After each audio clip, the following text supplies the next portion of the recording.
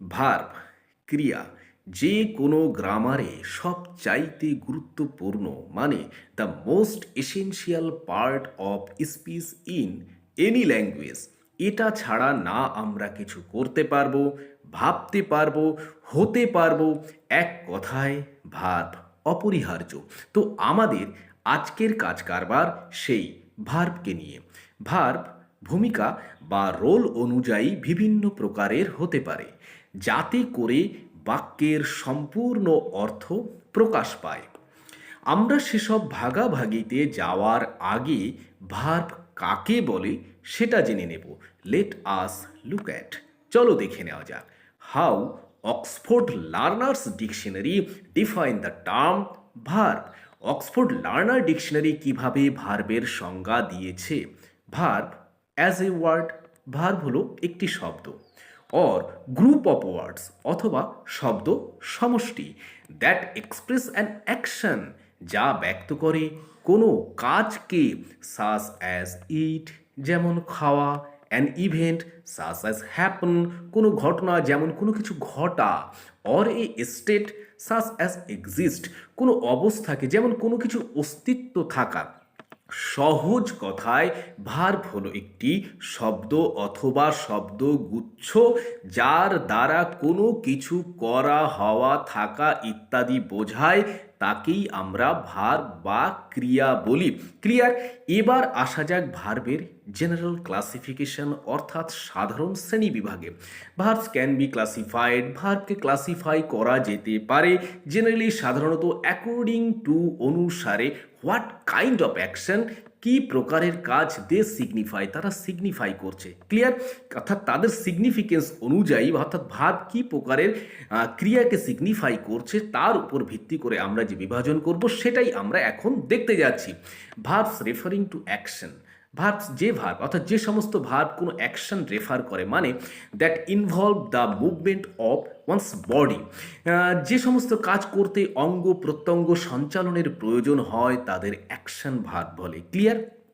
যেমন walk, run, টক, seat, read, right ইত্যাদি ইত্যাদি। আশা করি অ্যাকশন ভার্বস ক্লিয়ার হলো। Next, verbs referring two experiences, যে সমস্ত ভার্ব রেফার করে কি এক্সপিরিয়েন্সেস, এক্সপিরিয়েন্স মানে অভিজ্ঞতা, অর ফিলিংস, যে সমস্ত ভার্ব অভিজ্ঞতা অথবা অনুভব রেফার করে অর্থাৎ যা আমরা ফিল করি, যেসব আমাদের যেসব করতে আমাদের কোনো বডি মুভমেন্টের প্রয়োজন হয় না তাদের আমরা ইনঅ্যাকশন ভার্ব বলতে পারি। যেমন লাভ, হেট, এ দুটোকে আমরা সব থেকে বেশি ফিল করি। Next, believe, care, understand, comprehend, like ইত্যাদি ইত্যাদি। তাহলে আমরা অ্যাকশন ভার্ব আর ইনঅ্যাকশন ভার্ব দুটোই ক্লিয়ার বুঝলাম।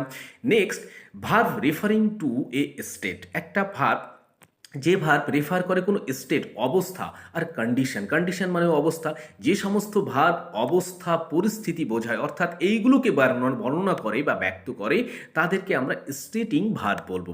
যেমন অ্যাম, যদি আমি বলি আই অ্যাম এ স্টুডেন্ট, কি আমার স্টুডেন্ট অবস্থাকে ব্যক্ত করছে না বর্ণনা করছে, সেই জন্য অ্যাম একটা স্টেটিং ভার্ব এখানে হয়ে যাবে। তাহলে অ্যাম, ইজ, আর, ওয়াজ, ওয়ার এগুলো সবই তো স্টেট করা যেতে পারে, স্টেটমেন্ট করতে পারি আমরা এগুলো দিয়ে, তাই তো? Have, has, will be, appear, seem মনে হওয়া, বিকাম, বিন, বিং ইত্যাদি ইত্যাদি এরকম যা আছে সবগুলো স্টেটিং। অর্থাৎ তাহলে কাজের ধরন অনুযায়ী আমরা ভার্বকে তিন ভাগে ভাগ করলাম, একটা হচ্ছে অ্যাকশন ভার্ব, ইনঅ্যাকশন ভার্ব আর স্টেটিং ভার্ব। নেক্সট আমরা দেখে নেব রেগুলার ভার্ব আর ইরেগুলার ভার্ব কি। ভার্বস ক্যান বি ডিভাইডেড, ভার্বকে বিভক্ত করা যেতে পারে ইন্টু ডিফারেন্ট ক্যাটাগরিজ, বিভিন্ন প্রকারের ক্যাটাগরিতে অ্যাকর্ডিং টু দেয়ার বিহেভিয়ার, যেখানে আমরা বিহেভিয়ার অনুযায়ী ভাগ করব সেটাতেই আমরা রেগুলার ইরেগুলার ভার্বটার অর্থাৎ ভার্বের বিভাজনটা পাবো। তাদের আচরণ অনুযায়ী when used in a context, একটা কনটেক্সটে কীভাবে ইউজ হচ্ছে সেটার পরে আমরা ভার্বের ভাগগুলো যে বিভাজন করব সেইগুলোই হচ্ছে ইরেগুলার রেগুলার, অর্থাৎ রেগুলার ইরেগুলারের ভার্বের যে ভাগ সেটা এখান থেকেই এর উৎপত্তি হয়েছে। চলো দেখে নেওয়া যাক সেটা কেমন। অধিকাংশ ক্ষেত্রে the past form of the verb, ভার্বের অতীতকালের রূপ ইজ ফর্মড গঠিত হয় বাই অ্যাডিং, মানে অ্যাড মানে যোগ করা জানি, অ্যান্ড ইডি, ইডি যোগ করে টু দ্য রুট ভার্ব, অর্থাৎ মূল ভার্বের সঙ্গে ইডি যুক্ত করে, অধিকাংশ ভার্বের সঙ্গে আমরা ইডি যুক্ত করে আমরা পাস্ট ফর্ম তৈরি করি, অথবা সেই ভার্বের পাস্ট পার্টিসিপল ফর্ম তৈরি করি। তাহলে যে সমস্ত ভার্বের শেষে ইডি যুক্ত করে আমরা পাস্ট ফর্ম এবং পাস্ট পার্টিসিপল ফর্ম তৈরি করি তাদেরকে রেগুলার ভার্ব বলে। Have a look at the example. একটা এক্সাম্পল দেখে নেওয়া যাক। দিনেশ সার্চড ফর, দিনেশ কোনো একজন ব্যক্তি, সার্চ মানে কি সন্ধান করা, searched for his white shirt, for search for জানি সন্ধান করা, হোয়াইট শার্ট সাদা শার্টটা সন্ধান করেছিল কোথায়, ইন হিজ ওয়ার্ড্রব, তার ওয়ার্ড্রবে সন্ধান করেছিল। তাহলে এখানে আমরা ভার্ব সার্চের সঙ্গে ইডি যুক্ত করে পাস্ট ফর্ম তৈরি করেছি, অতএব এটা হলো regular verb. Next, irregular verb কেমন হবে? নিশ্চয়ই ইরেগুলার ভার্বের ক্ষেত্রে এই নিয়ম প্রযোজ্য হবে না, অর্থাৎ তারা ইউনিক। যেমন ধরা যাক ব্রিং মানে কি আনা, এর পাস্ট ফর্ম আমরা কিভাবে তৈরি করব? Brought, past participle form brought দিয়ে, তাই তো এইভাবে হয়। এই রকম ইরেগুলার ভার্বের একটা লিস্ট আমরা সবাই স্কুল জীবনে মুখস্থ করি, আশা করি আমরা সবাই সেটা জানি। এই পর্যন্ত ক্লিয়ার? তাহলে রেগুলার ভার্ব আমরা ইডি দিয়ে পাস্ট ফর্ম এবং পাস্ট পার্টিসিপল ফর্ম সাধারণত তৈরি করি, আর ইরেগুলারের ক্ষেত্রে তাদের একটা ইউনিক পাস্ট ফর্ম তৈরি করার পদ্ধতি থাকে এবং পাস্ট পার্টিসিপল ফর্ম তৈরি করার পদ্ধতি থাকে। তো সেই ক্ষেত্রে তাদেরকে আমরা ইরেগুলার ভার্ব বলবো। এইবার আসা যাক ট্রানজিটিভ ভার্ব আর ইনট্রানজিটিভ ভার্বের কাছে। অর্থাৎ ট্রানজিটিভ মানে হচ্ছে সকর্ম, অর্থাৎ যার কর্ম আছে। কর্ম মানে কিন্তু এখানে কাজ নয়, কর্ম হচ্ছে অবজেক্ট, একটা গ্রামাটিক্যাল টার্ম। আর ইনট্রানজিটিভ অকর্ম, অর্থাৎ যে সমস্ত ভার্বের ক্রিয়া অর্থাৎ কর্ম থাকবে, যে সমস্ত ক্রিয়ার কর্ম থাকবে তারা হবে ট্রানজিটিভ, আর যাদের কর্ম থাকবে না অর্থাৎ অবজেক্ট থাকবে না তারা হচ্ছে ইনট্রানজিটিভ। এই কর্ম বিষয়টা কি সেটাকে আমরা একটা বুঝে নিতে পারি। এটা বুঝতে গেলে আমাদের আগে বুঝতে হবে কর্ম মানে অবজেক্ট কাকে বলে। এই অবজেক্ট আগে ধরে নিই। এখানে কর্ম কিন্তু, আবার বলছি, এখানে কর্ম কিন্তু কোনো কাজ করা নয়, এটা একটা গ্রামাটিক্যাল টার্ম অর্থাৎ অবজেক্ট। আমরা কোনো বাক্যকে যখন কি বা কাকে দিয়ে প্রশ্ন করি তখন যে উত্তর পাওয়া যায় তাকে আমরা অবজেক্ট বা কর্ম বলি। অর্থাৎ আবার বলছি, কোনো বাক্যকে যখন আমরা কি বা কাকে দিয়ে প্রশ্ন করি যে উত্তর পাওয়া যাবে অর্থাৎ পাবো, সেটাই হচ্ছে কর্ম। আর বাক্যকে যখন আমরা কে দিয়ে প্রশ্ন করি, কে দিয়ে যখন প্রশ্ন করব তখন যে উত্তর পাবো সেটা কি হবে?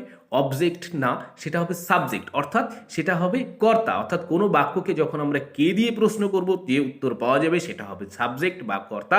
আর কি বা কাকে দিয়ে যখন প্রশ্ন করব তখন যে উত্তরটা পাওয়া যাবে সেটা হলো কর্ম বা অবজেক্ট। ক্লিয়ার? একটা উদাহরণ দিয়ে এটা ক্লিয়ার করে নেওয়া যাক।